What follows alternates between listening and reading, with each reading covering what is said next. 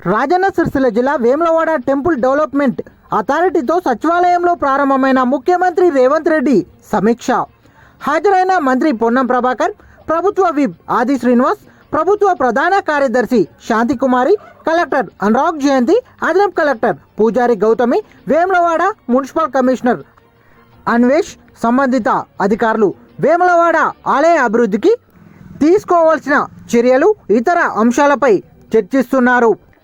Vemulawada temple development కోసం ప్రభుత్వ whip ఆది శ్రీనివాస్ పలు సూచనలు చేశారు. కలెక్టర్ అనురాగ్ జయంతి పలు విషయాలను ముఖ్యమంత్రి రేవంత్ రెడ్డికి తెలియజేశారు.